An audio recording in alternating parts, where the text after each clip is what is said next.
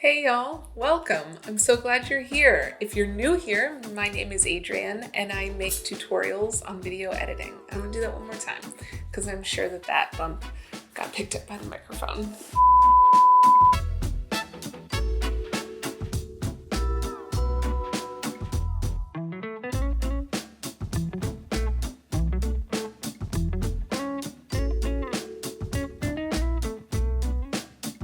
Hey y'all, welcome. I'm so glad you're here. If this is your first video of mine, then welcome. My name is Adrienne and I make tutorials on video editing. Today, I thought I'd walk you through a sequence that I put together. I recently was on YouTube and I saw somebody else put together a dream sequence and I thought that looked like fun. So I did one of my own and I'm gonna walk you through my process for how I picked my clips that I stitched together, and then a few specific technical things that I think are helpful for you to know, and they're specific to Premiere. If you want extra tips, they're very beginner friendly. I have a link in the description box down below for those. And otherwise, let's get into it.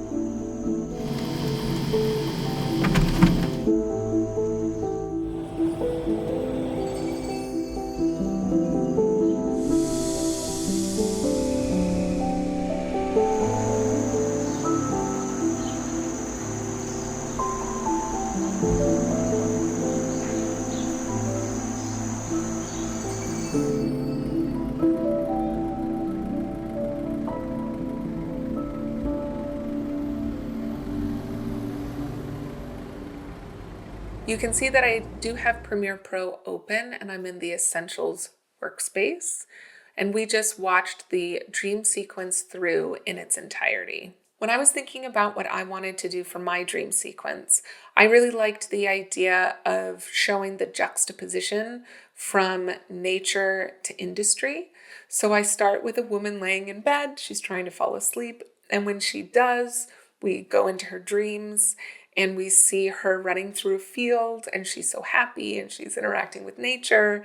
And then that's juxtaposed. We cut to industry. So we see a printer in an office. We see a subway streaming by, and we are also in a laboratory. And then when we come out of the dream and we see her wake up, something about her dream has made her sad. Let's take a look at the sequence here. I decided to start in a pretty classic way, which is to say a wider shot going into a close-up. You can see here, I started with probably about a medium shot of a woman laying down. You can see her eyes are open. And then we jump into an extreme close-up as we watch her eyes close and she falls asleep.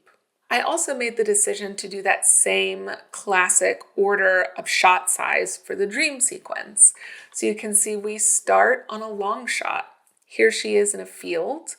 And then if you just look at the nature shots, we go in for a close-up. We have another close-up that's a ladybug. You can see it there on her finger.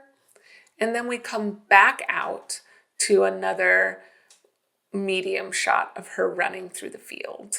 I made the decision to only do close-ups for the industry shots because I wanted those to feel really intense. I wanted the nature shots to feel more atmospheric and pleasant and enjoyable, and I wanted the industry shots to feel kind of overwhelming, not really suffocating, but a little bit too much to bear.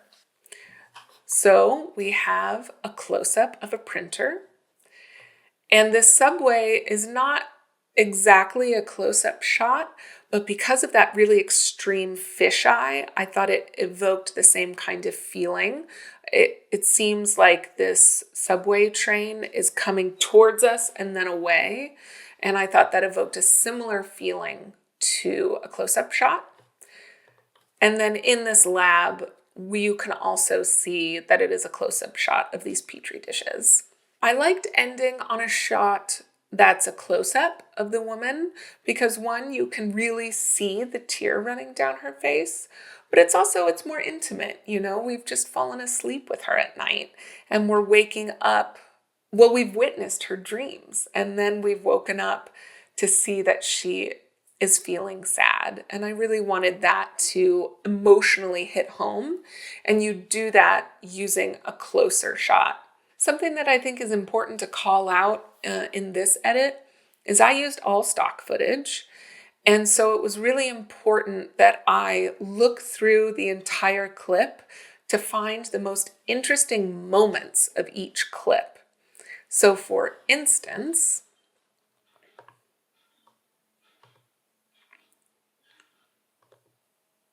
the dandelion, you can see I only used a small part of this clip when the dandelion is being blown and the seeds are blowing off and into the field. Before that, it's just the dandelion. And after that, again, it continues to blow and then it's just the dandelion. The most action that happens in this clip is right here in the middle. And so that's the section I used. That is also true in the lab. You can see I only used this section of this clip. This clip starts here. And at first I thought, okay, well, we've got a hand moving into frame and picking up a petri dish. That is interesting. But then we come and we see, oh, that's a needle. That's interesting. What are we going to do there? That is far more interesting than the hand moving into the frame, especially when you juxtapose a needle with this calm, beautiful nature. Even in this clip, you can see I used this section. Most of the clip is her running.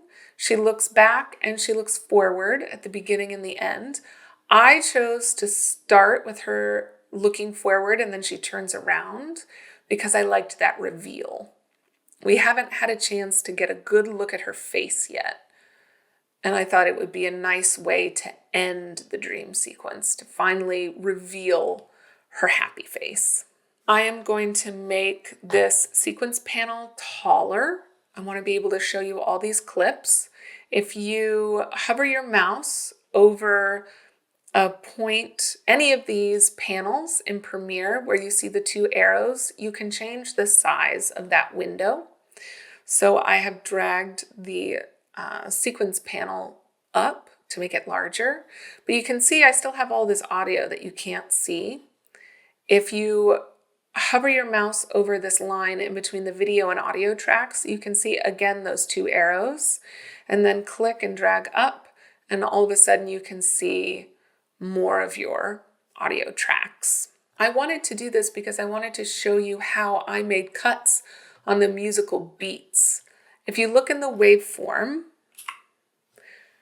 you can see there's a beat here, and so I made a cut. There's a musical beat here in the waveform, and that's where I made a cut. There's a beat here, and so I made a cut. That was largely how I made my decision on where to make cuts in the video. Also, if you look at the video clips, these two are not the dream, and this one on the end is not the dream. So most of the dream clips are cut more quickly than the clips where she's laying in bed. I wanted the dream to be a little bit faster paced than the moments when she's laying in her bed. I'm sure you noticed that there is a difference between the look of this footage here, where she's laying in bed, and the dream sequence. And I want to show you how I created that dreamy look. So here I have another sequence ready to go. I'm going to make my timeline panel a little bit shorter again. Bring it up just a little bit. And let's use a clip that I didn't use in my sequence. I'm going to take this blowing dandelion clip and drag it onto the timeline. You can see clip mismatch warning. I'm going to keep existing settings for now, and let's zoom in. First thing I want you to do, you can see that I've laid the clip on the first track.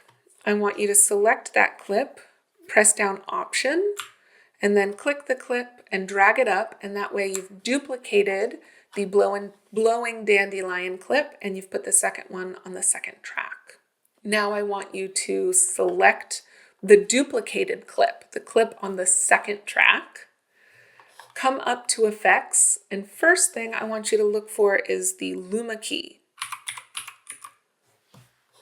Take Luma key and drag and drop it onto the duplicated clip on the second track.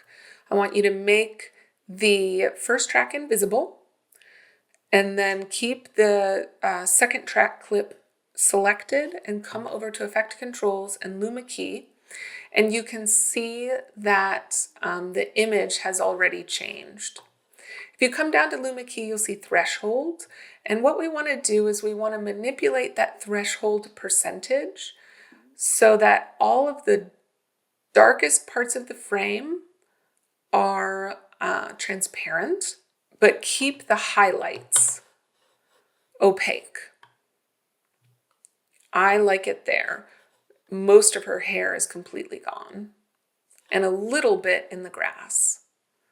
So then next, I want you to come back over to Effects and you're going to search for the Gaussian blur. Drag and drop that on the same clip, the duplicated clip. Come down to blurriness and bump that up to 200. You want it super blurry. Then go up to opacity. This is still on that second duplicated clip on track 2. And I want you to go to blend mode and select screen. Come down to the first track and make it visible. And all of a sudden you can see we've got this dreamy effect created.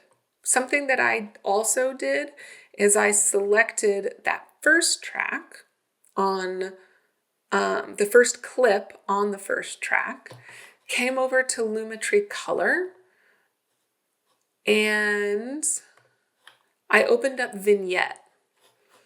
And I made a pretty strong vignette. So I changed the amount down to -1.5 and I upped the feather to 75. So it's a pretty strong vignette. I just personally liked the way that looked. And that's how you create that pretty dreamy effect. Going back over to the dream sequence, I want to point out the music track here on the first audio track. You can see these little squiggly lines. Now, some of you may know what I did to that song on this track just by seeing the squiggly lines, but I'm going to tell you just in case you don't know. There is a really cool tool in Premiere called the Remix tool, and it's here. It hides under the Ripple Edit tool. If you press and hold, you'll see it here, the Remix tool. And what it allows you to do is it allows you to change the length of your song.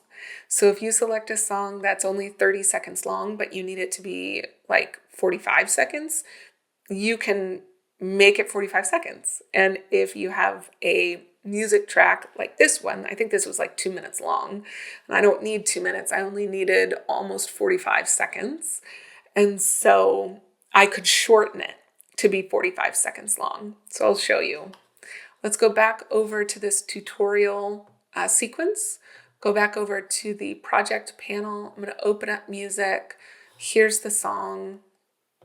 Oh, hold on. I need to do the selection tool. Drag the song down. There we go. Okay, I'm going to zoom out and see it is 2 minutes and 5 seconds long. And so I want it to be, let's say I want it to be roughly 1 minute long. I'll bring it down to this 59-second mark. If I go over to the toolbar and I select that remix tool, you'll see here it is. Go down to the end of your song and click, and you see the little red bar show up, and then you just drag it down however long you want it to be and let go. You'll see it's analyzing the clip, and it's already done. Now you can see these same little squiggly marks here, right?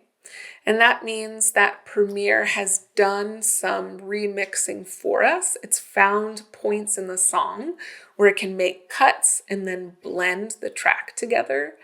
And it's seamless. It's great. It's super fast. It doesn't always get it exactly as short as you want.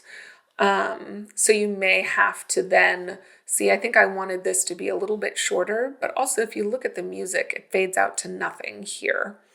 And so you could then take your selection tool, drag the end of it over, and then maybe do like a crossfade or something. And there you go. Now it's long enough. Now I am doing all of this audio editing, being able to see the waveforms, which is something that's important. If you want to make an audio track or a video track larger, because I do think it's easier to see the waveforms, all you have to do is come over to this side of the audio track and double click. And now it's a lot bigger and easier to see. What if you can't see the waveforms? Sometimes that can happen. So just come up here to the wrench, timeline display settings, click it, and then you have all of these choices, but just make sure show audio waveform is selected. Another thing that I want to point out is I had a lot of slow motion in my dream sequence. Like I said, I used stock footage, and so it came in slow motion. But if you want to change the speed of your clip, you can either select it, right click, and go down this menu to speed and duration, and then you can make it faster or slower here under speed. And the keyboard shortcut to get there is to do Command R, and that will open it up as well. Let's go back over to the dream sequence. I'm going to make this a little bit taller because I want to point out all of the L and J cuts. You can see every single sound effect that I have overlaps every video cut in the sequence. That is good standard practice in an edit that is not a dream sequence, but it's also really effective, really powerful in a dreamy sequence where things just seem to blend together. I didn't want to have a harsh cut in between the nature video clips and the industry video clips. I wanted it to be a visual juxtaposition, but I still wanted it to be a pretty fluid dream. And so L and J cuts are one of the tools that you can use to achieve that feel. So the audio is overlapping. All these audio sound effects are overlapping the video cuts. The last thing that I want to show you that I used pretty heavily was the Essential Sound panel. So that's up here. You see effect controls, come down, Lumetri color. You can see Essential Sound is here.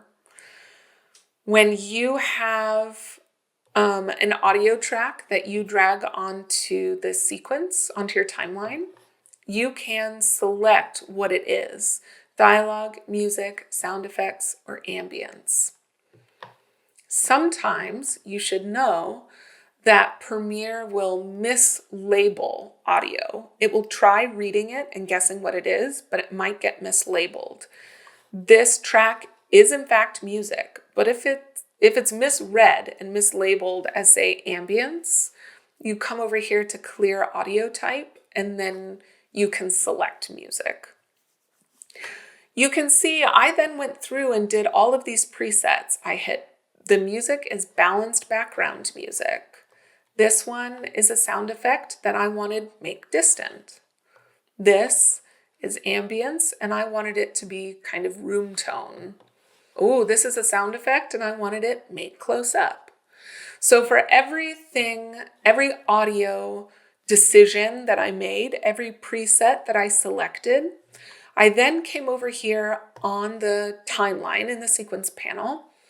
And you can see you can mute track and you can also solo track. So you can say, I only want to listen to the music in order to check my levels, my dB levels, and make sure it's not too loud and not too soft. If you hit solo track, it will mute every track except that one. And so you can only listen to that. So as I worked my way through my audio choices, I would solo track that track, look at the levels and listen to it to see if I liked where it was hitting. And then I would deselect solo track so I could hear everything all mixed together and see if I liked that level. So it took 2 or more passes to make sure I liked the mix for each clip. So it took a little bit of patience as I worked my way through. So that's it for me. I hope this was helpful. I wanted to make a video talking about the reasons why I made the choices that I made for a sequence, and not only talk about some of the technical aspects of using a program like Premiere Pro. If you have your own dream sequence that you'd like to share, please leave a link for it in the comments below. We'd all love to take a look, I know. Give this video a thumbs up if you thought it was helpful. Subscribe if you'd like to see more, and I hope to see you in the next one.